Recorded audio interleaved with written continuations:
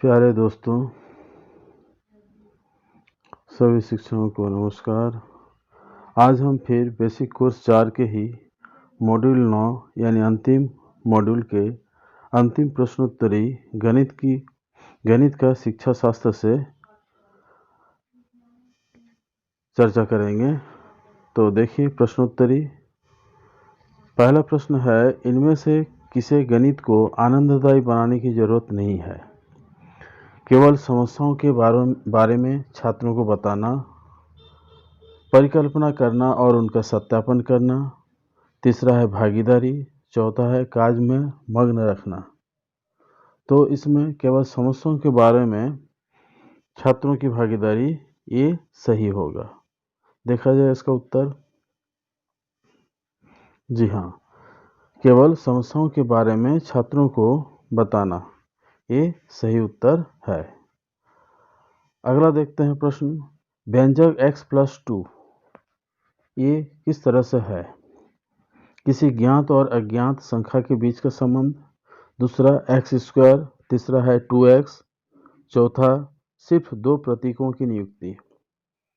तो इसमें ज्ञात, पहला जो विकल्प है किसी ज्ञात और अज्ञात संख्याओं के बीच संबंध जो है इसके बारे में दर्शा रहा है। तो इसका उत्तर देखते हैं। जी हाँ, इसका भी उत्तर सही है। अब तीसरा प्रश्न देखते हैं, निम्नलिखित में से कौन सा विकल्प सही नहीं है? तो गणित सिखाने में खेल का उपयोग किया जाता है। तो इसमें क्या है, बच्चों की ऊर्जा और समय की बर्बादी के लिए। पहला जो ऑप्शन दे रहा है, गणित सिखाने में खेल का उपयोग किया जाता है, इससे क्या होता है, बच्चों की ऊर्जा और समय की बर्बादी के लिए, मतलब सही नहीं है। ये विकल्प लग रहा है सही है कहीं, और बाकी सब गणितीय समझ के लिए, बढ़ी हुई समझ के लिए। तीसरा है गणित के प्रति बेहतर रवैया बनाने के लिए। और चौथा है बच्चों की समस्या को सुलझाने की क्षमताओं के विकास के लिए समर्थन।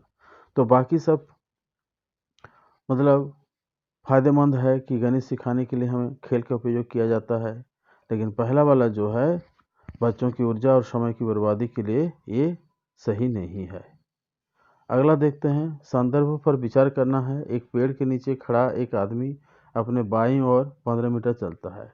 तो इसके आधार पर एक पैराग्राफ दिया हुआ है और उस पैराग्राफ को पढ़कर हमें इस प्रश्न का उत्तर देना है। तो यहाँ 15 मीटर चलता है, तो 15 मीटर जो संख्या है ये हमें पूर्णांक के बारे में दर्शा रहा है, यानी चौथा ऑप्शन जो होगा ये सही होगा। उस पैराग्राफ को पढ़ने से हमें इसके बारे में जानकारी होगा, या फिर 15 को हम मान सकते हैं, पूर्णांक मानते हैं, इसलिए इसका उत्तर पूर्णांक होना चाहिए। तो ये सही उत्तर है। अगला प्रश्न देखते हैं, इनमें से कौन सा बयान सही नहीं है? गणित की पढ़ाई करते समय बच्चे सीखते हैं। गणित की पढ़ाई करते समय क्या सीखते हैं? सिद्धांत तैयार करना। दूसरा तर्क के आधार पर बयान साबित करना। तीसरा विचारों को सामान्यकृत करना। और चौथा है गणितीय बयानों को याद करना। तो ये गणित की पढ़ाई है, तो चौथा ऑप्शन हम लोग मान सकते हैं, गणितीय बयानों को याद करना, ये सही विकल्प माना जा सकता है। देखिए उत्तर, जी हाँ, ये उत्तर सही है, गणितीय बयानों को याद करना। अगला प्रश्न देखते हैं, एक प्रासंगिक स्थिति पर काम करते हुए छात्र से उम्मीद है।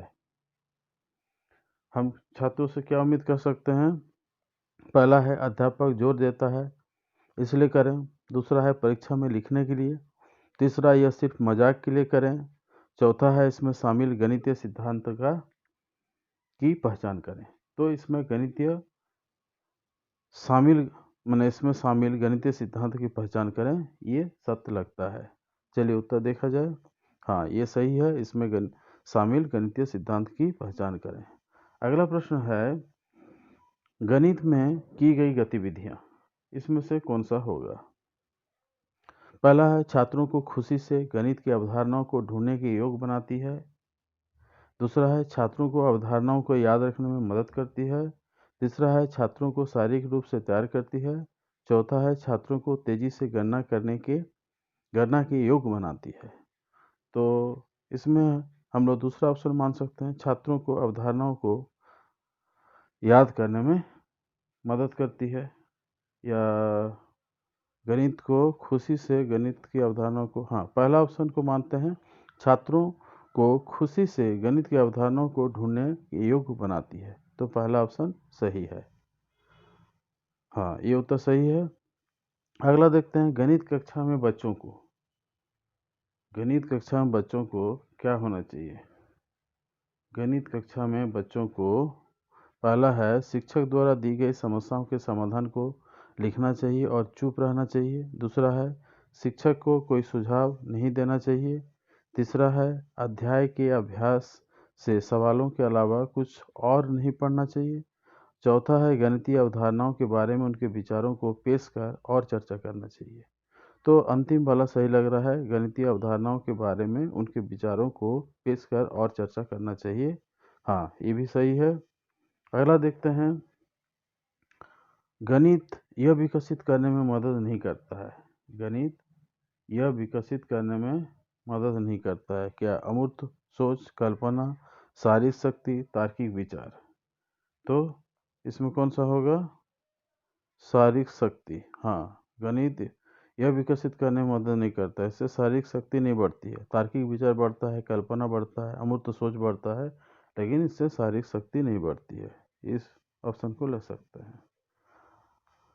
अगला है, प्राथमिक स्तर पर गणित सीखने के मूल्यांकन के लिए इन पर ध्यान दिया जाना चाहिए। तो किस पर ध्यान देना चाहिए? बच्चे क्यों सीखते हैं, बच्चे कितना गणित याद कर सकते हैं, बच्चे कैसे सीखते हैं, बच्चे क्या सीखते हैं, तीसरा, बच्चे कैसे सीखते हैं। गणित सीखने के मूल्यांकन के लिए हमें बच्चे कैसे सीखते हैं इस पर ध्यान देना चाहिए। तीसरा ऑप्शन सही मानते हैं। जी हाँ, ये भी सही है। तो इस तरह से हम लोग 10 प्रश्नों का उत्तर बना लिए। अब हमें देखना है कि हमें इसमें कितना अंक प्राप्त हुआ।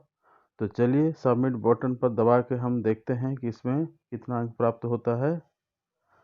तो बहुत अच्छा, इसमें 10 में 10 प्राप्त होता है। तो इसका मतलब सारे उत्तर सही है और इसको हम लोग अपने उपयोग के लिए जो नहीं बनाए हैं कर सकते हैं।